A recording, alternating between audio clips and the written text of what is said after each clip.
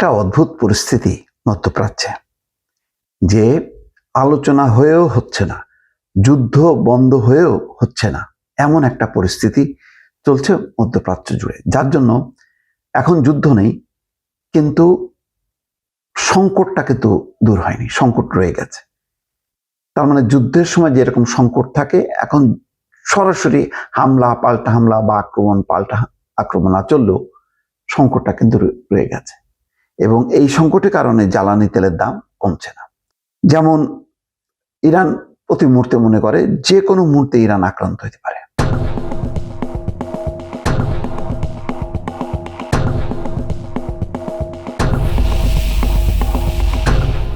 এই কথাগুলো বলছে এই কারণে যে বেলারুশের প্রেসিডেন্ট আলেকজান্ডার লুকাশেঙ্কোর সাথে ইরানের প্রেসিডেন্ট মাসুদ পেজিশকিয়ানের আলোচনা হয়েছে। সেই আলোচনায় পেজিশকিয়ান সতর্কবার্তা দিয়েছে বা বেলারুশকে বলেছে যে আলোচনার মধ্যেই আবার হামলা চালাতে পারে যুক্তরাষ্ট্র। কেন এই কথা বলছে যে 2025 জুনে যখন আলোচনা চলছিল ইরানের পারমাণবিক কর্মসূচি নিয়ে, ঠিক সেই সময় যুক্তরাষ্ট্র হামলা করে ইসরায়েলের প্ররোচনায়।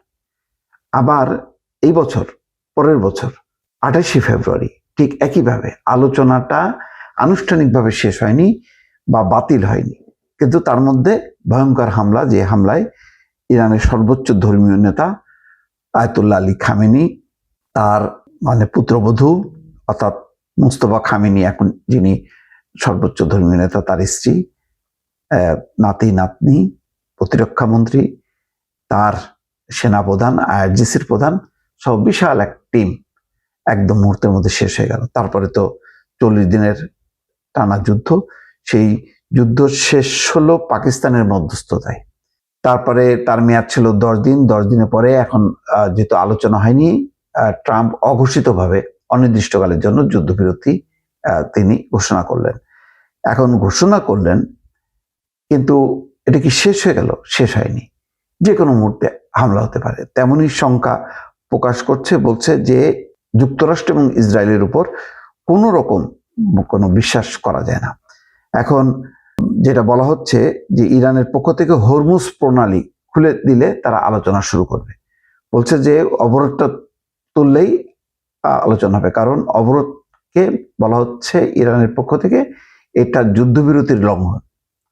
আর ট্রাম্প বলছে যে না, হরমুজ প্রণালী যদি অবরোধ করা না হয় তাহলে ইরান আলোচনায় বসবে না।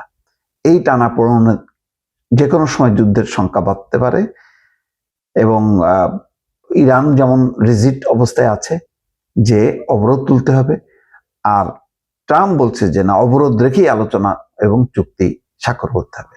এমন একটা অবস্থায় সম্প্রতি ইরানের প্রতিনিধি দল ইসলামাবাদে গেল। তখন একটা ধারণা হলো যে যুক্তরাষ্ট্রের প্রতিনিধিরাও আসবে, কিন্তু পিট হেগসেট এবং জ্যারেড কুশনার, তার জামাতা ট্রাম্পের, একদম শেষ মুহূর্তে তাদের যাত্রা বাতিল হলো। কারণ ইরান, তার পররাষ্ট্রমন্ত্রী আব্বাস আরাকচি, তিনি ইসলামাবাদে যে তাদের যে প্রস্তাব, সেই প্রস্তাবটা দিয়ে এসছে। বলছে এই প্রস্তাবগুলো যদি তারা নীতিগতভাবে সমর্থন করে তাহলে এটার ভিত্তিতে আলোচনা হতে পারে, নতুন আলোচনা দরকার। এই কথা বলে তিনি চলে গেলেন ওমান, তারপরে মস্কো হয়ে বোধহয় সম্ভবত আবার তিনি ইসলামাবাদ হয়ে এখন তেহরান চলে গেছেন।